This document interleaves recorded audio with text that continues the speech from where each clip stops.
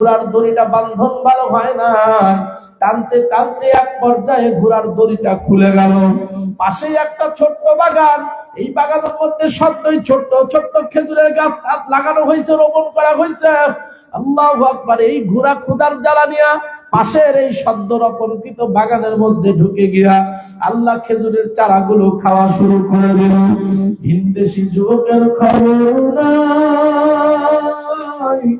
লম্বা সময় চলে গেল। ওই বাগানের মালিক এক মুরব্বী, প্রতিদিন বিকাল বেলা লাঠিতে ভর দিয়া বাগান দেখবার জন্য আসে। আজকে এসে যখন দূর থেকে তাকায় দেখে কার যেন এক তাগড়া ঘোড়া তার বাগানের মধ্যে ঢুকে চারাগুলো খেয়ে নিতেছে। আল্লাহ, বুড়া বাবাজি জমির আইনের কাছে দাঁড়ায় মনে মনে চিন্তা করতেছে, এত বড় তাগড়া ঘোড়া, আমি যদি তার সামনে গিয়া তার জমিন থেকে বের করার চেষ্টা করি, আমার যদি একটা লাথি দেয়, আমি মুরব্বী মানুষ সহ্য করতে পারবো না। আল্লাহু আকবার। এই চিন্তা করে মুরব্বী আইলের উপরে দাঁড়ায় হাতের মধ্যে পাথর নিয়ে ঘোড়ার দিকে নিক্ষেপ করা,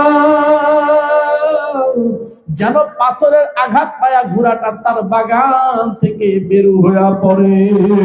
কিন্তু আল্লাহর বান্দারা, হায়াত মউতের মালিক আমার আল্লাহ, মুরব্বী একটা চুছালো পাথর নিক্ষেপ করছে। পাথর লাগবে ঘোড়ার ঠিক কপালের মাঝ বরাবর লেগে গেছে। টাস করে পাথরের আঘাতে ঘোড়ার কপালটা ফেটে গেছে, রক্ত বের হওয়া শুরু হয়ে গেল। রক্ত ঝরতে ঝরতে এক পর্যায়ে ঘোড়াটা জমিনের উপরে বসে পড়ছে।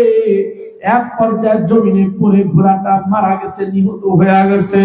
মুরব্বী মুসলমান ঘোড়ার কাছে দাঁড়ায় হাও মাও করে কাঁদতেছে, আরে আমি তো মহা ভুল করে ফেলাইলাম, না জানি কার ঘোড়া, আমি তো অন্যায় ভাবে হত্যা করে ফেলাইলাম। কিয়ামতের ময়দানে যখন আমি দাঁড়াবো, আল্লাহর সামনে আমি কি জবাব দেব? মুরব্বী অপেক্ষা করতেছে, ঘোড়ার মালিক তালাশ করতে করতে এখানে আসলে আমি তার কাছে মাপ চেয়ে নেব। কিন্তু এই যে যুবক ঘুমায়, দীর্ঘক্ষণ যাওয়ার পরে যখন যুবকের ঘুমটা ভেঙে গেছে, ঘুমের থেকে উঠে দেখে যুবক গাছের সঙ্গে ঘোড়া নাই। মনে মনে চিন্তা করতেছে, আমার ঘোড়া কোথায় গেল? দেখবেন মানুষ যখন ঘুমের থেকে ওঠে, স্বাভাবিক ভাবে মানুষের কিন্তু সেন্স ঠিক থাকে না, মেজাজ ঠিক থাকে না। ওরে কিছু বললে ওর মেজাজ হাই হয়ে যায়, রাগ উঠে যায়। কথা বলেন ঠিক কিনা? আল্লাহু আকবার। এই ভিনদেশী যুবক তালাশ করতে করতে গিয়া দেখে পাশের জমিনের মধ্যে ঘোড়াটা মরে পড়ে রয়েছে, আর পাশে একজন মুরব্বী দাঁড়া রয়েছে।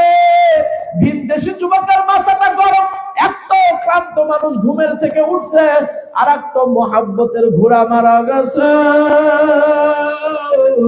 যেই ঘোড়ার উপরে উঠে যুবক মাঝে মাঝে আল্লাহর নবীর রওজা জিয়ারতে যায়।